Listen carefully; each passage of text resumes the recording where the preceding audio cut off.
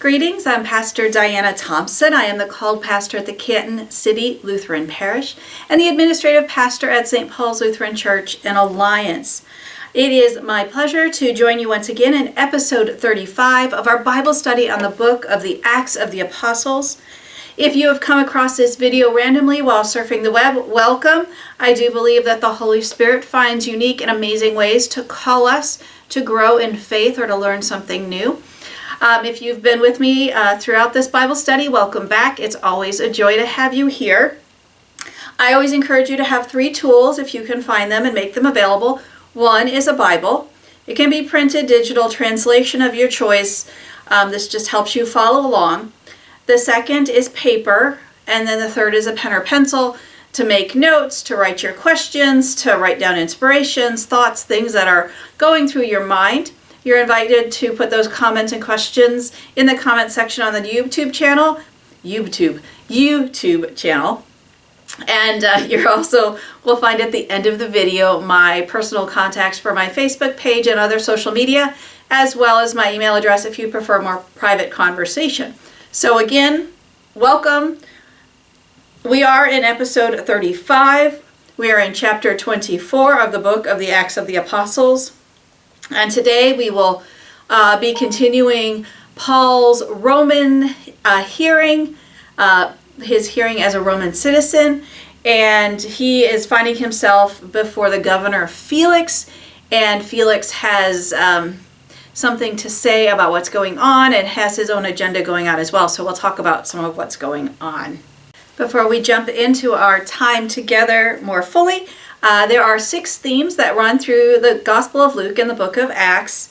I review them here quickly and then we'll touch base as we get to the end of the episode to see where Luke, the writer of Luke and Acts, lifts up these themes in today's story, recognizing that not all the themes will be in every chapter or every story within each chapter. So first is God's redemptive purposes. Second is salvation for all alike. Third is the blessings of poverty and the dangers of wealth. Fourth is table fellowship. Fifth is the role of disciple. And sixth is the importance of an accurate witness. So again, we'll touch base on those at the end of the episode. So just a quick overview. We are in Caesarea. Paul has been brought from Jerusalem to Caesarea for a Roman hearing. Remember, he revealed to the local leadership in Jerusalem that he was a Roman citizen, so he is being afforded a Roman trial, which would differ than a trial being offered, and actually may not be any trial at all if you weren't a Roman citizen. So there are some rights and privileges that come with the citizenship. So he is transferred to Caesarea to be heard before the current governor Felix. And we now see Paul defending himself. In the previous episode, we heard the charges that were brought against Paul and the claims of how he was subversive against the Roman Empire, which is really the only cause that can cause him to have a Roman trial. If this were a religious matter, it would have had to been dealt with within the religious circles. And of course, they didn't have enough to persecute him with in the circle in the Jewish religious system. So they were, again, just like they did with Jesus, brought him to the Roman system and said, hey, here's someone who's subversive. The claim was that he incited a riot in the temple and was creating disruption, which ultimately we know was not the case. But this is what they're charging Paul with in the Roman system. So first, we're going to read chapter 24, verses 10 through 27, which is actually our whole study today. But this is, we'll break it down. We'll do 10 through 23, and then we'll do 24 through 27, because there's kind of little 2 parts to this story. So first is chapter 24, where we're reading verses 10 through 23. When the governor motioned for him to speak, Paul replied, I cheerfully made my defense, knowing that for many years you have been a judge over this nation. As you can find out, it is not more than 12 days since I went up to worship in Jerusalem. They did not find me disputing with anyone in the temple or stirring up a crowd either in the synagogues or throughout the city. Neither can they prove to you the charge that they now bring against me. But this I admit to you, that according to the way, which they call a sect, I worship the God of our ancestors, believing everything that was laid down according to the law or written in the prophets. I have a hope in God, a hope that they themselves also accept, that there will be a resurrection of both the righteous and the unrighteous. Therefore I do my best always to have a clear conscience towards God and all people. Now after some years I came to bring alms to my nation and to offer sacrifices. While I was doing this, they found me in the temple, completing the rite of purification, without any crowd or disturbance. But there were some Jews from Asia.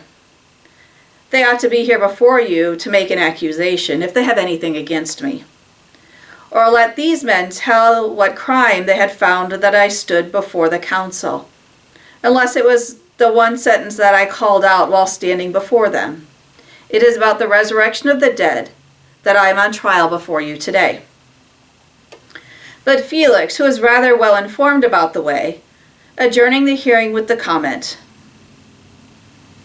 when Lysias the tribune comes down, I will decide your case. But then he ordered the centurion to keep Paul in custody, but to let him have some liberties and not to prevent any of his friends from taking care of his needs. So this is where Paul begins his defense. Again, according to traditional Roman accusations and charges and court practices, this is actually a well-defined court system. The story that we're hearing here is very accurate to the Roman system. But one of the things I wanted to bring to your attention is this is truly the only time in all of Paul's ministry when he is brought to trial before the Roman Empire. Not a tribunal of the Jewish people, because remember he's had to answer to the Sanhedrin a couple of times and defend himself in that. But a true accusation and prosecution in the Roman setting. But again, he's a Roman citizen, so he has a privilege that other followers of the way may not have because they don't have this Roman citizenship. Remember, there are two levels here. There's the Roman citizen, and then there's the people that Rome rules over that don't get the privilege of citizenship either by birth or by purchase. And that's important. So you can purchase your citizenship in the Roman Empire as well as inherit it through birth. So what we find here is that Paul is given his chance to make basically his opening statements to Felix, to defend himself, to argue against what was charged against him. And he has some really good refutations, arguments against what his charges were. He has basically three proofs on why he should not be charged and why he is innocent against the charges that the lawyer Terullius made, as we saw in the previous episode. So, of course, the first accusation is that Paul is a pest, that he is guilty of sedition, and you can see that in verse 5 of chapter 24. But Paul says, I came to Jerusalem as a pious Jew to do my duty, to bring my alms, and to make my sacrifices. So he says, I'm a pilgrim doing what every pious Jew is expected, and you can look at other pious Jews at the same time doing the same things. And then he says, look at the public records, that none of the temple priests charged him with causing problems, that he took the Nazaritic vows in chapter 21, verse 26, and said, I could have not been in Jerusalem more than 12 days. I hardly had a time to cause a rebellion amongst Judah, amongst the Jews. So he's like, this charge that I was intentionally riling up the people couldn't be true. I haven't been here long enough to cause a ruckus. And of course, this idea of that him being a pest, and causing disruption, he also argues that that they can make all the claims they want about him being a pest, but the people who are making the claims, these Asians, these Jews from Asia clearly don't have enough evidence because they didn't come and stand before Felix themselves. The people that were bringing these charges weren't standing there. And that was one of the rights of a Jewish citizen, is to have, basically to face their accusers. And he's saying they weren't here. They didn't come from Jerusalem.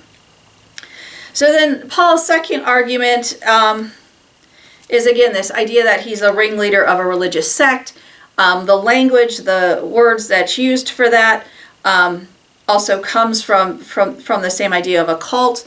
This idea that this way, these followers of Jesus are a subversive set, pulling people away from Judaism.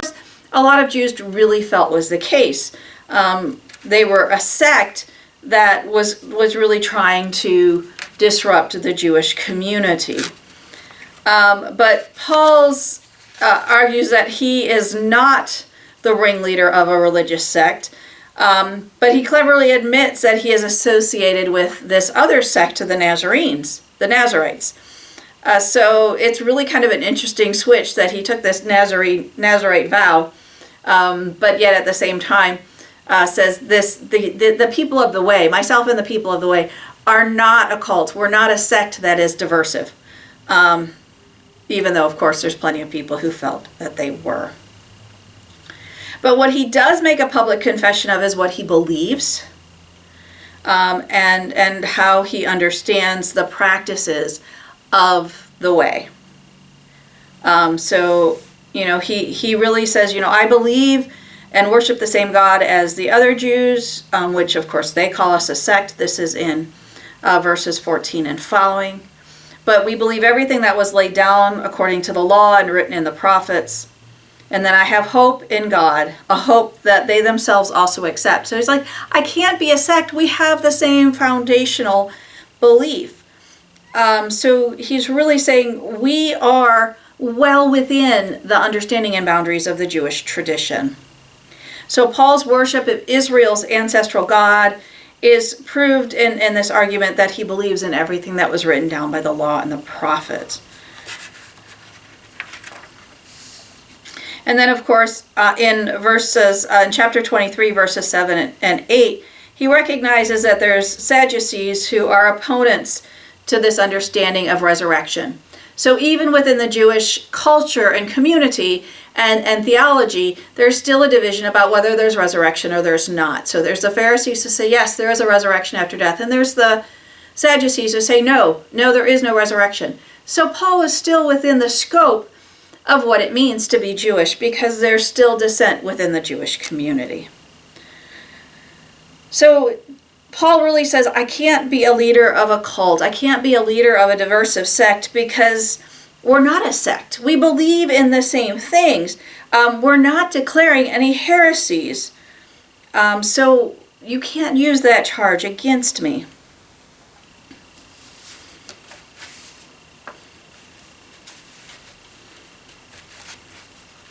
And then in verses 17 through 20, Paul brings his final proof that explains more deliberately Paul's commendable reasons for coming to Jerusalem.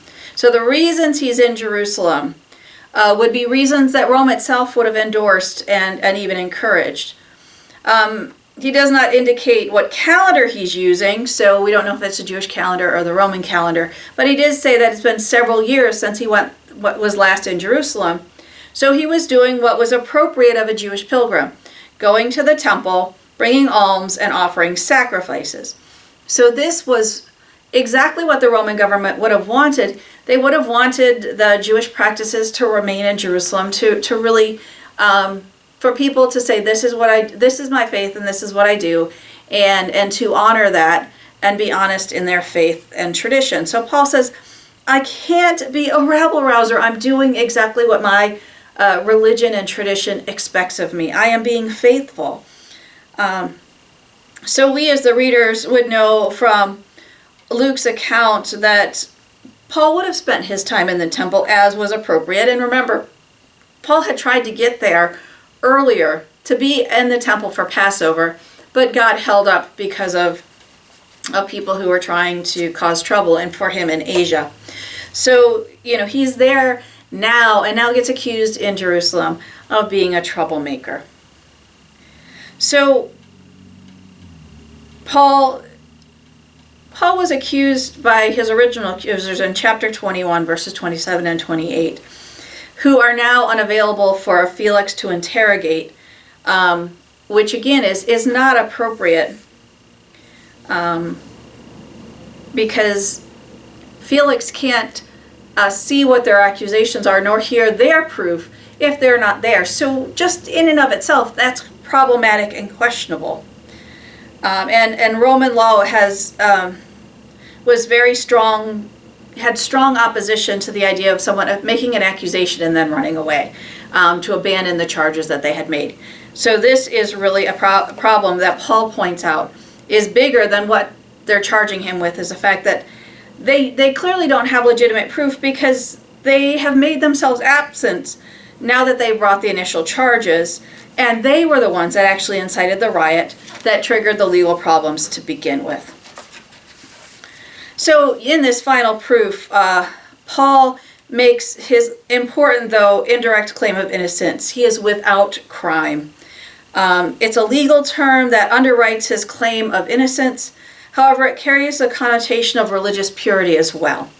So Paul has done nothing that would have rendered him religiously impure, and the entire Jerusalem ordeal had been a spiritual test of Paul's own purity and belief and practice, and indeed of the purity of the Messianic movement he represents.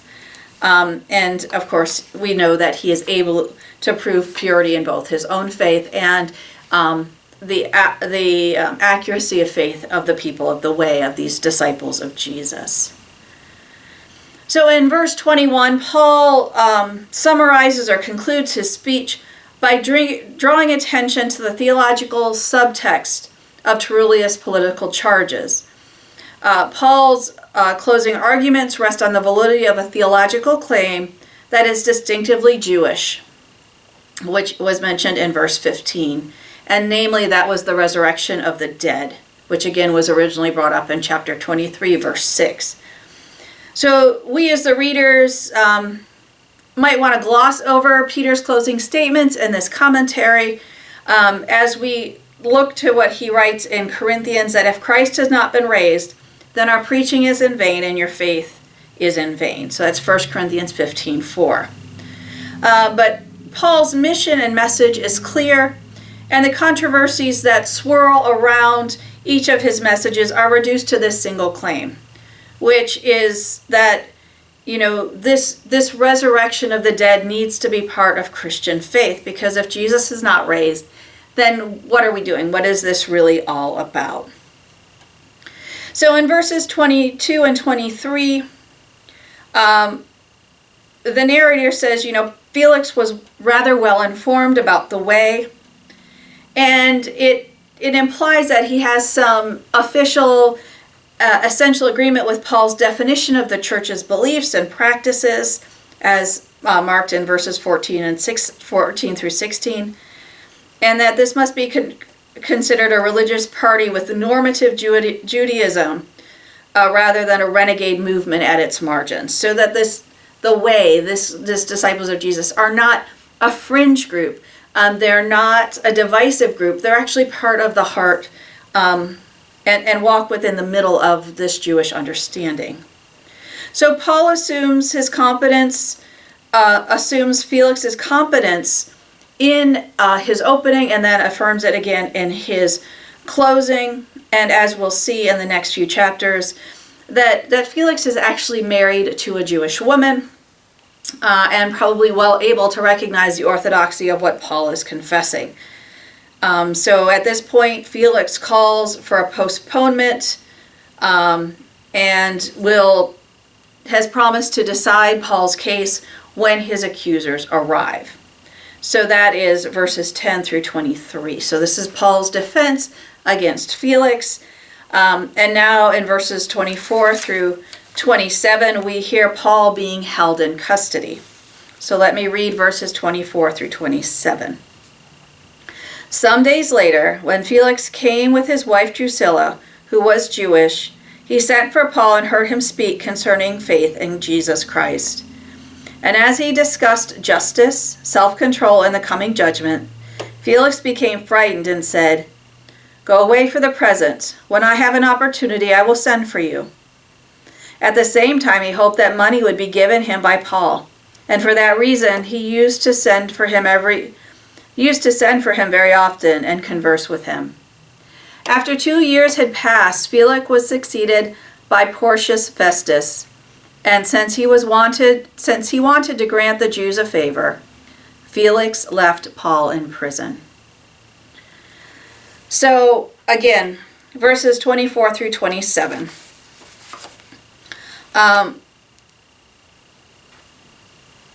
It sounds, there's this impression that this was like things that happened quickly. But if we read carefully, we note in verse 24 that it says, once Paul was sent back to the prison, Felix had promised to listen and decide his case when the accusers arrived. Felix then has Paul stand before him, and his wife Drusilla, as is now mentioned, is Jewish. And he wanted Paul to speak about faith. So Paul spoke about justice and self-control and the coming judgment. And, so Paul was sharing the story, and I think there was an honesty about what Paul was trying to do. What we didn't realize is that Felix was not doing this to hear the message of God. He wasn't even doing this to justify whether Paul's closing arguments in this trial had been valid. What we find out is that, Felix was just listening to what was happening, but then found himself frightened. That this is a woman this was a man who knew what Jesus was about. And just to give you some sense of how valuable Priscilla was as a person of faith, not only was she Jewish, but she was the youngest daughter of Herod Agrippa I, and then she was sister of King Agrippa II. And though we don't know how faithful she was in her Jewish faith, it does explain that she is Jewish and she knows the traditions and the practices. And probably part of the reason why she was interested in hearing Paul's interpretation of the Old Testament and what that meant.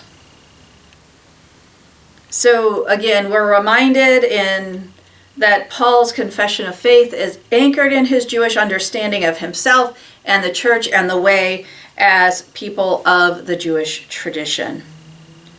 And again, this is affirmed as Drusilla sits through this informal hearing, remembering that this is not a legal hearing. It is Paul's opportunity to share the way he understands it, but there's really nothing in the situation that really can help Paul decide one way or another. Though it feels, for Felix, there's nothing in this time together that really gives Felix evidence or a reason to decide on Paul's behalf. But there's this sense of that at first Felix was on Paul's side, that he was trying to find a way. But then we find out that Felix is hoping basically to get his palm greased, to receive some income, to help decide the case on his behalf, and recognize that this is not uncommon, which is unfortunate because it's really not justice, right? The first person who gives the money is the one who will get justice the way they want. And that might be part of it. Actually, in the Gospel of Luke, we hear the story of the persistent widow. This judge is unwilling to give her justice. One of the accusations that commentators make about that judge is that he's waiting to see who will give him a payoff so that he'll decide in that person's favor. So he delays it until literally this widow forces him by harassing him, by being persistent, by being insistent that he provide justice. He doesn't do it out of a sense of justice. He doesn't do it because that is the right thing to do as a judge. He does it because she has finally annoyed him enough for him to declare the justice that she deserves. So here we are, another person who is serving in a role, hearing a trial, who is delaying the trial. In this particular instance, it's quite clear that he is seeking money. He is letting people come in and serve Paul, bring him food, bring him clothes, things like that. But he's hoping for some sort of payout, which is very, very disturbing, because we're talking about not true justice. So as Paul is hearing that, or as Felix is hearing that Paul is so faithful, Felix becomes frightened. He sends Paul away and says, when I have an opportunity, I will send for you. And at the same time, hoping to receive money. And so he would call up Paul every so often and converse with him, but then he would send him back to jail.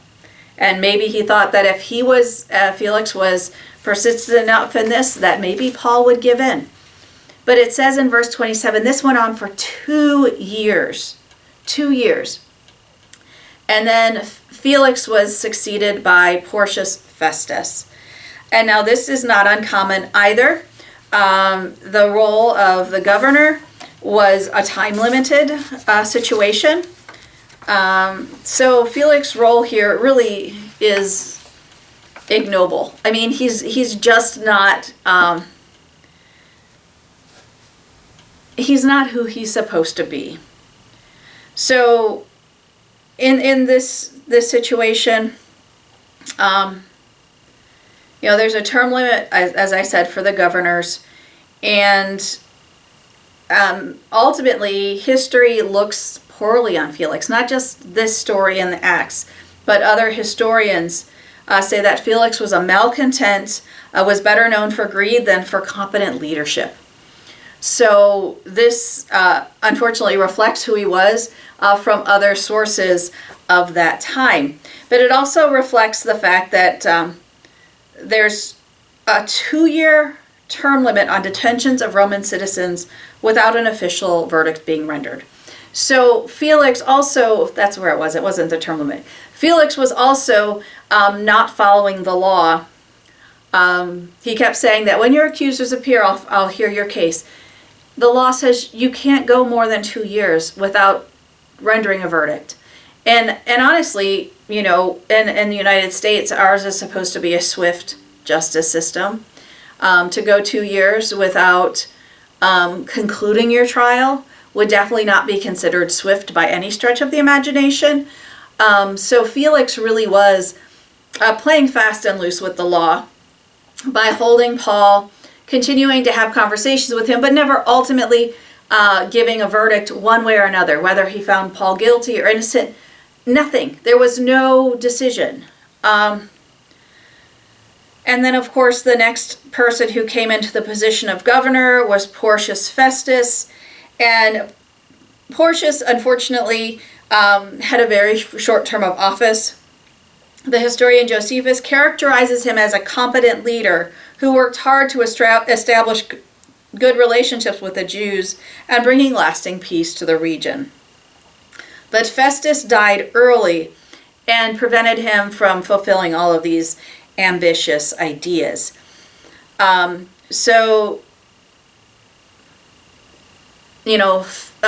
Felix left Paul in jail as a favor to the Jews to cultivate positive feelings for them, again, playing fast and loose with the law. The next person to come into office was Porcius Festus, and we will hear a little bit more about Festus in chapter 25 and Paul's demand for hearings above and beyond the local administration because justice was not being delivered. So that wraps up our study today. Let's go back over our themes that Luke writes and see if any of our stories from today reach and touch any of those themes. So the first is God's redemptive purposes. Well, Paul definitely talks about that in the fact that, he believes in the resurrection. He believes, in the prophets and all of the Old Testament that he has learned. So there is definitely a purpose and plan for God that is redemptive. The second is salvation for all alike. Again, Paul says in his his defense that he believes. Oops, and I lost my. In verse 15, I have hope in God, a hope that they themselves also accept, that there will be resurrection of both the righteous and the unrighteous. So this idea, not only of resurrection, but then the potential for salvation. The third one, the blessings of poverty and the dangers of wealth, is not overt, but I think there's something to be said about this danger of wealth or this craving for money, because Felix lingers on in making his verdict, one, hoping to get money from Paul, and two, to continue to curry favor with the Jews. So he's not acting in true faithfulness to the job and role and position he's been called to. 4 is table fellowship, which isn't part of the conversation here. 5, the role of a disciple, and that is that faithful preaching of the word. Paul is definitely a witness here. Paul is faithful in preaching this, even though he might have been able to buy off Felix. He might have found other ways to move forward a decision on the verdict, hopefully in his favor, and he chose not to. He still was faithful in following God's plan. And then 6 is the importance of an accurate witness. And this is not a witness of the disciples, but how Luke writes the story. He wants to be accurate. So he is, because he talks about Felix, who is an actual historical person that is seen in other historical writings. He talks about Festus, who is again an accurate and appropriate person. They follow chronologically in order, and also kind of carries them out as the characters that they're revealed to by other historians. So he knows the characteristics of these people.